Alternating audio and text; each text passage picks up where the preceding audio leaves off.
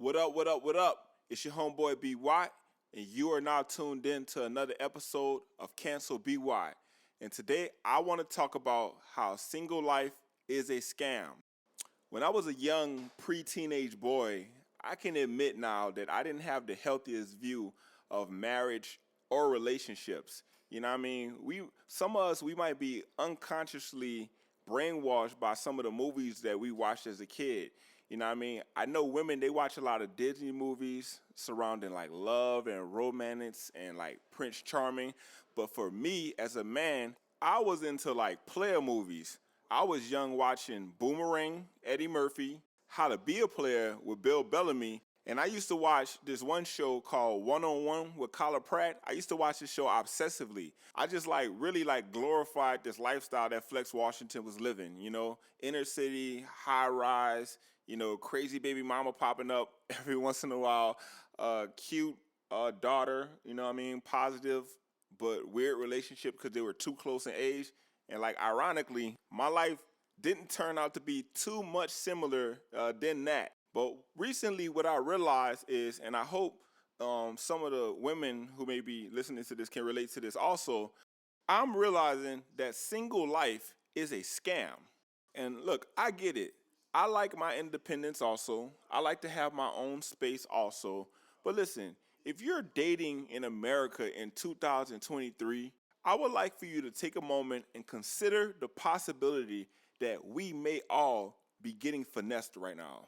Okay, so the original purpose of getting a marriage license is so that two people can do business together, right? It's so that these two people can own property, own assets, take out loans, take out credit, right? And essentially use this partnership for economic gain. So historically, it might have went something like there's a family across town and they produce textiles. So they, make clothes for the entire city. And there's another family across town and they may be into farming, right? So, one family might have a young boy, the other family might have a young girl. They allow this young boy and young girl to get married so that these families can come together for economic growth and gain for both families. That's why if you ever been to a wedding, after the couple takes their vows, there's a ceremony called the joining of the families. So now these families can come together and they can do business together so that all can economically benefit from this union. And, that's the historical significance of arranged marriages. Because in other cultures, you can't even pick your husband and your wife. Your father, essentially, or the head of your family selects your husband or wife for you, and they work out these deals and they arrange for you to get married for the economic gain of both families. But of course, we're black and we live in America in 2023, so we get married for love, right? So we find the person who makes our heart jump out of our chest, right? Who we have this infatuation with. And once we feel like we're in love with this person, then we decide to get married. So we're not getting married for economic gain. We're getting married for love.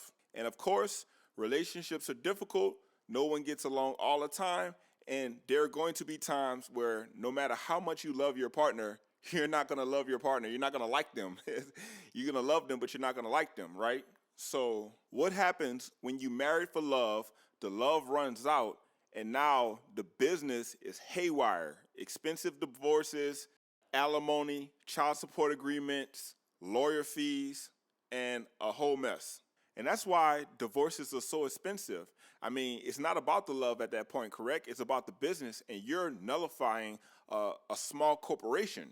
And now you have to have a bunch of suits, figure out who owns what and who has the rights to what going forward, including who keeps the rights and ownerships to your own children. So that's my theory, and here are the reasons why I feel like single life is a scam. Number one, 2 sets of bills. Let's just think about this for a moment. If you have a girlfriend who you live in the same city with, that means that both of y'all are paying rent. And in most major cities, let's say the average rent right now is $1,500. So individually, both of you are paying $1,500 for a grand total of $3,000 every month, instead of living in one location and paying $1,500 collectively. So we just got scammed out of $1,500. Then you got two electric meters, right? And I get it. If you live together, the electric bill might be a little bit higher, but I'm willing to bet that you would still save money on the electricity bill by having one instead of two. I mean, you'll save on the delivery fees alone, and that could be $100. Then both of you got cable, both of you got internet bills. I use the Fire Stick. I don't pay a cable bill, but you get the point. Once again, we are being scammed. And of course, since ain't nobody getting married, we don't have, let's say, joint credit files, right? So what I mean is, when you apply for your apartment, you give your credit history and you give your income. But what if both of you joint your credit history together? It would be slightly stronger. What if both of you joined your income together? Maybe you could actually get a nicer apartment in a nicer area for cheaper than you two people pay individually. So they got us paying more rent and living in the hood when we could be living in a gated community for cheaper. That is a scam. Reason number 3 is this idea of the perpetual childhood, right? We really believe that we could just like club it up and be on the scene forever. And that is false. There is a whole portion of our lives that we cannot even begin to live because we have not officially hooked up in relationships. I'll give you an example of what I mean. There is this weird statistic and data out here that says that over the next 20 to 30 years, we're going to have such a rise in the number of homeless single women. The idea is that men can work longer, even into old age if necessary, but women don't have the luxury to do that. Therefore, women who did not officially get into marriage bonds and have children are going to reach a state where they can't work, therefore they don't generate enough income for themselves to take care of themselves, and so we're going to have a high population of homeless single women. That sounds eerie to me. Who tricked us out of position and brainwashed us into thinking it was a better idea to spend more money over the course of our lives to be single and alone than to save money by coming together so that we can have somebody to take care of us when we get old, dusty, and gray, because it's coming. And real talk, I never even personally liked or respected the image of the old player. You know what I mean? That old 60-year-old guy who just had the newborn. I don't want to be that guy. So on to number 4. The fourth reason why I feel like single life is a scam is because of the corporate glass ceiling that stops many single people from elevating in their company and elevating also in their business networks. Let me explain to you what I mean. These white and Asian people are not about to hire some young, eligible, fly bachelor to come into their social network and fuck everyone's wives. They are not about to give you this much unchecked power. See, when you get to a certain level, they need everyone to have something to lose. They're only going to be accepting of a man who is grounded by a woman who's going to get on his case in case he gets too far out of line. And for women, everyone knows that the wife cuts the deal. So if you're not good with the wives club, you're not going to get the deal, ma'am. And you need a husband for that. They don't want no pretty, ambitious woman sleeping with their man on company vacations.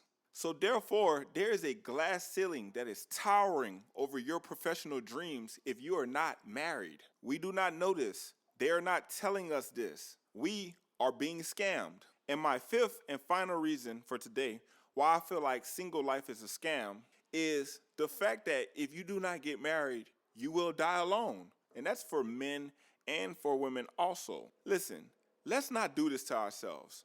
We don't want to catch all of these bodies, collect all of these soul ties, have all of this relationship trauma, and not get anything from it in the end.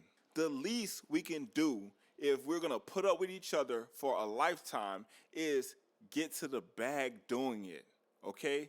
So that's all I have for today. Listen, like, subscribe, share. Please share with someone. And tune in again to another episode of Cancel BY.